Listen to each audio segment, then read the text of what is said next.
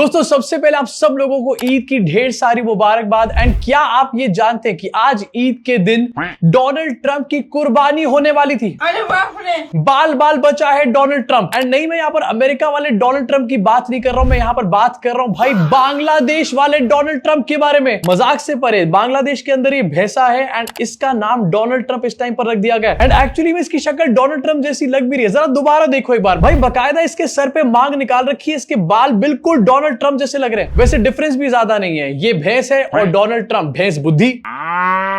पूरी डिटेल्स आपको ये मैटर बताऊंगा एंड भयंकर मीम्स इसके ऊपर चल रहे हैं। एंड इसके साथ बात करेंगे सम्राट चौधरी के बारे में। एक भाई साहब ने रिसेंटली सम्राट चौधरी को एक हैंडमेड स्केच गिफ्ट किया है। एंड आइए जरा स्केच देखते हैं स्क्रीन के ऊपर। ये स्केच गिफ्ट किया गया सम्राट चौधरी को। मुझे लग रहा है मेरे देखने में शायद कोई प्रॉब्लम हो गई, जूम करके देखते हैं एक बार। अबे ये कौन सा सम्राट चौधरी बना करके ले आया? लोग सोशल मीडिया पे इसको पटना का पिकासो यहां पर बुला रहे हैं। इसके साथ आपको बताऊंगा बीजेपी ने पंजाब में एंटी कैंपेन लॉन्च किया है और इस एंटी कैंपेन का फेस कौन है? योयो हनी सिंह। एंटी कैंपेन के लिए योयो हनी सिंह को ले लिया, इससे अच्छा तो पाब्लो एस्कोबार को यहां पर ले लेते। बात तो सही है। और इसी साथ बात करेंगे इथेनॉल की बढ़ती हुई प्रॉब्लम के बारे में। अभी तक तो गाड़ियों को प्रॉब्लम दे रही थी, अब स्कूटियों में भी जंग लगना यहां पर शुरू हो चुका है। सोचो अगर होंडा एक्टिवा की जिंदगी भी यहां पर रुक रही है इथेनॉल की वजह से, तो एक्चुअली में इथेनॉल कितना ज्यादा डेडली होगा। एंड अब तो गडकरी जी ने यहां पर गैस में भी इथेनॉल मिलाने की बातें शुरू कर दी है। नए नए सपने यहां पर देखे जा रहे हैं, सबके बारे में बात करेंगे। लेकिन सबसे पहले बांग्लादेश का डोनाल्ड ट्रंप, जिसकी आज कुर्बानी होने वाली थी। डोनाल्ड ट्रंप का थर्ड असैसिनेशन अटेम्प्ट यहां पर पूरी तरीके से फेल हो चुका है। एंड ये है बांग्लादेश के डोनाल्ड ट्रंप। एक बार फिर से इसकी शक्ल आपको यहां पर दिखाना चाहता हूं। भाई इसकी शक्ल को देखकर ही ऐसा मुझे लग रहा है कि कहीं यही वॉर डिक्लेयर ना कर दे फिर से। और अब अमेरिका के बाद बांग्लादेश में डोनाल्ड ट्रंप निकल करके आ चुके हैं, तो भाई इसका नारा क्या होने वाला है? Make Bangladesh great again. वैसे अच्छा है कि ये वाला डोनाल्ड ट्रंप भैंसा जो है ये बांग्लादेश के अंदर है, क्योंकि अगर बाय चांस ये इंडिया के अंदर होता तो मोदी जी इससे भी अपने दोस्ती के रिश्ते बना लेते। इनफैक्ट इसके साथ मोदी जी रैलियां कर रहे होते और इसका तो मोदी जी को फायदा भी मिल जाता वेस्ट बंगाल के अंदर। अब ये भैंसा रिसेंटली सोशल मीडिया पे काफी वायरल हो गया था। इसके बाद इसकी रिजेंबलेंस को देखने के बाद इसका नाम डोनाल्ड ट्रंप रख दिया गया। एंड इसके डोनाल्ड ट्रंप बनने के बाद इसकी बड़ी बड़ी बोलियां वहां पर लगनी शुरू हो गई। आज इसको फाइनली सैक्रिफाइस के लिए लेकर के जा रहे थे, लेकिन ये बात जैसे वहां के होम मिनिस्टर को पता चली तो बांग्लादेश के होम मिनिस्टर ने डोनाल्ड ट्रंप को बचा लिया। क्या दिन देखने पड़ रहे हैं। डोनाल्ड ट्रंप को एक मुस्लिम यहां पर बचाता हुआ नजर आ रहा है। डोनाल्ड ट्रंप वैसे जिस तरीके से असली वाले डोनाल्ड ट्रंप की हरकतें हैं, मेरे हिसाब से असली वाले को लेकर के जाना चाहिए था। शायद उसको बचाने के लिए होम मिनिस्टर भी सामने नहीं आता।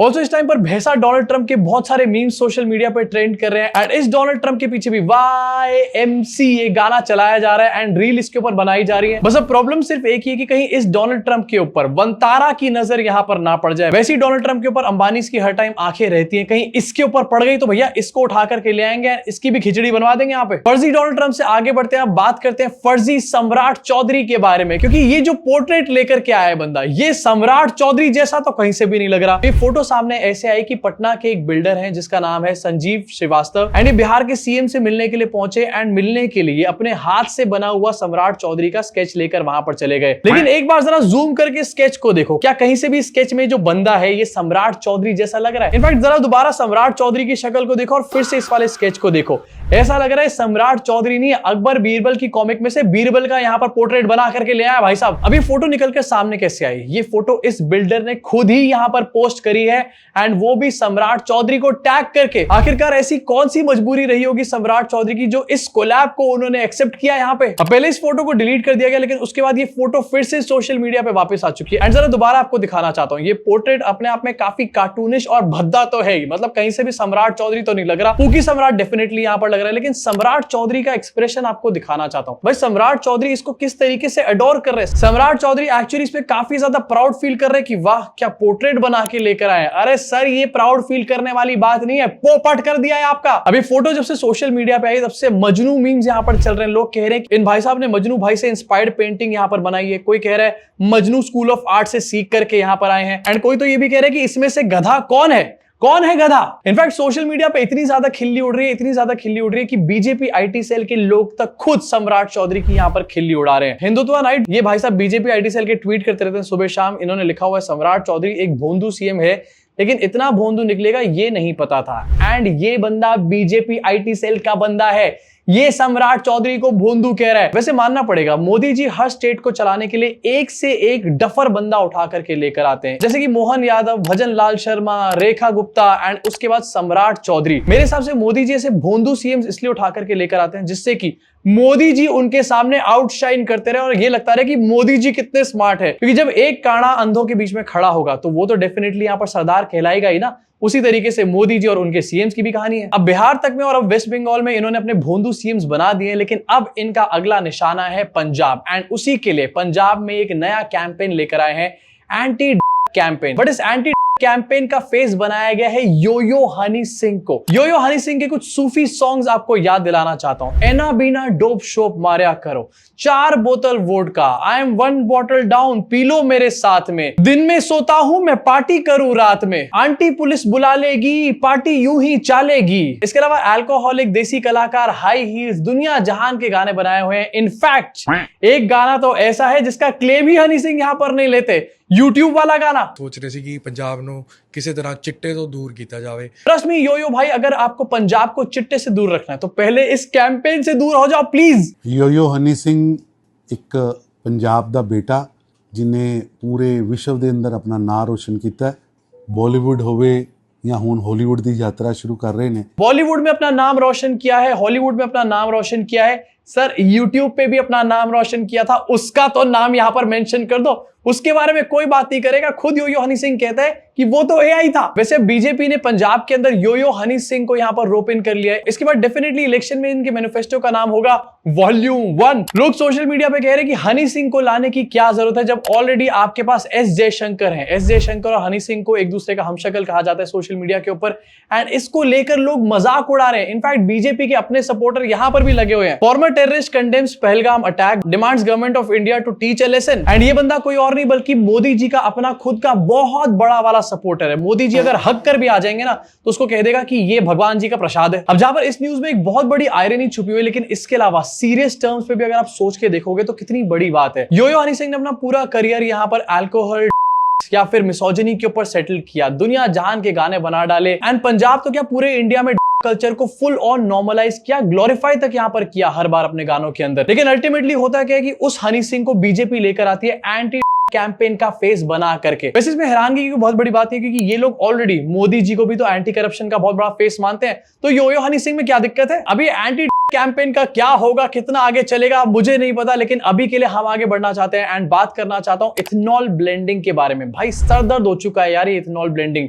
पहले E10 फिर E20, अब E25 और 30 की बातें यहां पर करी जा रही है, एंड कभी कभी तो नितिन गडकरी E100 बोलते हैं। अरे सर गन्ने का जूस दे दो हमारे को, हम भर लेंगे गाड़ी में। पंजाब का एक वीडियो काफी ज्यादा ट्रेंड कर रहा है जहां पर स्कूटी खराब हो गई, उसका एग्जॉस्ट काटा गया तो एग्जॉस्ट के अंदर जंग लगा हुआ था। ये देखो ये इथेनॉल का कमाल है, तो सलेंसर पूरा ही सड़ चुका है। ठीक है, ये बहुत ही बकवास है, इथेनॉल को बंद करना चाहिए। नई स्कूटी एक्टिवा BS6 मीटर देख सकते हैं इतना चला है। ठीक है, 15,000 कुछ है। अभी तक तो ये प्रॉब्लम कार्स के अंदर आ रही थी एंड डेफिनेटली बड़ी प्रॉब्लम है क्योंकि as a car owner, as a tax payer हमारे पास कोई ऑप्शन नहीं होता, हमारे को ये इथेनॉल वाला पेट्रोल खरीदना पड़ता है। अब ये प्रॉब्लम स्कूटी एक्टिवास में आनी शुरू हो चुकी है। ऐसे व्हीकल्स जो कि सारी कंडीशंस को यहां पर सर्वाइव कर जाते हैं, वो भी इथेनॉल को यहां पर सर्वाइव नहीं कर रहे। अभी जो एग्जॉस्ट होता है किसी भी व्हीकल का, उसमें से अनबर्न्ड फ्यूल एक तरीके से बाहर निकलता है धुएं के तौर पे। अब अगर उसके अंदर यहां पर जंग लगा हुआ है तो इसका मतलब क्या है कि उसके अंदर डेफिनेटली कोई ना कोई वाटर कंटेंट है। एंड पेट्रोल जो होता है उसके अंदर कोई भी मॉइस्चर नहीं होता, लेकिन जो गन्ने का रस होता है इथेनॉल, इसके अंदर मॉइस्चर होता है एंड इसकी वजह से ही यहां पर इस एग्जॉस्ट के अंदर आपको जंग भी नजर आ रही होगी। ये सिर्फ एक स्कूटी जिसकी एक प्रॉब्लम सामने निकल कर आ गई। ज्यादातर जो गाड़ियां हैं जो 2023 से पहले की हैं उनके साथ ऐसी प्रॉब्लम्स हो रही होंगी और ज्यादातर लोगों को पता भी नहीं चलेगा जब तक वो बिल्कुल ब्रेकडाउन नहीं हो जाएंगी। अब देखो इथेनॉल का ये मैटर टाइम टू टाइम निकल कर सामने आया एंड इसके ऊपर टाइम टू टाइम हल्ला भी मचता रहा है, लेकिन क्यों हल्ला मच रहा है? क्या इथेनॉल ब्लेंडिंग सिर्फ हमारी कंट्री में करी जाती है? ऐसा नहीं है। अमेरिका में, ब्राजील में करी जाती है, थाईलैंड में, फिलीपींस में करी जाती है, और इसके अलावा भी कुछ कंट्रीज है जहां पर इथेनॉल ब्लेंडिंग करी जाती है। अब ये बात अलग है कि कई जगहों पर 5%, कई जगहों पर 10% करी जाती है। सिर्फ ब्राजील ही एक ऐसा है जहां पर 20% से ज्यादा ब्लेंडिंग यहां पर करी जाती है। तो हल्ला यहां पर इंडिया के अंदर क्यों मच रहा है? हल्ला इंडिया के अंदर इसलिए मच रहा है क्योंकि जितनी भी कंट्रीज है जहां पर इथेनॉल ब्लेंडिंग शुरू हुई है वहां पर ओवर अ डेकेड इसको लागू किया गया, वेराज इंडिया के अंदर इसको बहुत ही जल्द 3-4 साल के अंदर लागू कर दिया गया। एंड पहले तो E10 लेकर आए, फिर 2-3 साल के अंदर E20 यहां पर आ गया। गवर्नमेंट की इस एग्रेसिव इंप्लीमेंटेशन की वजह से लोगों के व्हीकल्स के अंदर प्रॉब्लम आ रही है एंड लोग इसको फ्लैग कर रहे हैं। वैसे इथेनॉल के केस को देखकर हमारे को समझ जाना चाहिए गवर्नमेंट अगर चाहे तो इतनी जल्दी भी कुछ चीज इंप्लीमेंट कर सकती है। यहाँ पर बाकी चीजों में जो जस्टिफिकेशन दिए जाते हैं वो सिर्फ बहाने होते हैं, उससे ज्यादा और कुछ भी नहीं। दूसरी प्रॉब्लम यहाँ पर ये कि हमारे देश में जो गाड़ियां हैं ज्यादातर 2023 से पहले की हैं एंड 2023 से जो पहले की गाड़ियां हैं उसका इंजन E20 फ्यूल को सपोर्ट नहीं करता, इस वजह से गाड़ियां खराब हो रही हैं। मतलब आपने E20 फ्यूल तो बना दिया लेकिन आपके देश में इतनी E20 वाली कार्स है ही नहीं, तो अल्टीमेटली क्या होगा, गाड़ियां खराब होंगी। सरकार खुद इस बात को मानती है कि 5 से 7% माइलेज ड्रॉप होगी। अब सरकार अगर एक चीज को मान रही है तो 4 अपने आप होने वाली है, इसका आपको और मुझे अच्छे तरीके से पता है। इनफैक्ट प्रॉब्लम इसलिए भी है क्योंकि बाकी कंट्रीज में इथेनॉल यहां पर ब्लेंडिंग करी जाती है लेकिन नॉर्मल पेट्रोल भी वहां पर अवेलेबल कराया जाता है या फिर कम ब्लेंडिंग वाला पेट्रोल भी वहां पर अवेलेबल होता है इजीली। और आपके ऊपर है कि आप कौन सा वाला पेट्रोल खरीदना चाहते हो डेफिनेटली, क्योंकि आपने गाड़ी खरीदी है, पैसे दिए हैं, आपने टैक्सेस भी पे करे, तो पेट्रोल डलवाने की चॉइस तो आपकी अपनी होनी चाहिए। सरकार इसमें क्यों फालतू में यहां पर कंपलसरी कर रही है किसी चीज को? कंपलसरी इसीलिए कर रही है क्योंकि गट्टू के लौंडे यहां पर बैठे हुए हैं। इनफैक्ट अब तो नितिन गडकरी ने यह भी कह दिया है कि अगर 7% इथेनॉल मिलाया जाए पानी के अंदर तो फ्लेम्स बन जाती है उससे। लोअर कॉस्ट एलपीजी गैस की रिप्लेसमेंट ये लोग ढूंढ चुके हैं। जब पेट्रोल में इथेनॉल ब्लेंडिंग की बात करी गई थी तो उसको भी कहा गया था कि लो कॉस्ट पेट्रोल हम लोग बना रहे हैं। क्या लो कॉस्ट किसी को मिला? नहीं मिला। अब उसी तरीके से एलपीजी में भी यहां पर इथेनॉल मिलाया जाएगा एंड लो कॉस्ट के नाम पर तुम्हारे को यहां पर ठुल्लू थमा दिया जाएगा। बट यार क्यों ही करना है सरकार से सवाल? सरकार कुछ कर रही है तो सही कर रही होगी। इनफैक्ट मेरे पास तो सुबह व्हाट्सएप फॉरवर्ड भी आ गया था जहां पर इथेनॉल के फायदे बताए हुए थे और कैसे हम इससे अपनी ऑयल इंपोर्ट की डिपेंडेंसी को कम कर लेंगे, ये बताया गया था। हर आए दिन कोई नया लॉजिक यहां पर व्हाट्सएप के ऊपर फॉरवर्ड कर दिया जाता है एंड करोड़ों करोड़ लोगों को यहां पर बेवकूफ बनाया जाता है इन वन गो। या तो व्हाट्सएप फॉरवर्ड या फिर गोदी मीडिया फालतू के जस्टिफिकेशन, फालतू के लॉजिक के साथ यहां पर दिखाए जाते हैं एंड लोगों को ये बिलीव करा दिया जाता है कि तुम्हारा जो जेन्युइन कंसर्न है यहां पर वो जेन्युइन नहीं है, वो तो सिर्फ हवा हवा, ये एक फ्लूक है, तुमसे ही कुछ गलती हुई है यहां पे। अब इसके बारे में आपका क्या सोचना है नीचे कमेंट सेक्शन में अपनी भड़ास को पूरी तरीके से निकाल डालो। मैं आपसे मुलाकात करूंगा इस चैनल के अगले वीडियो में।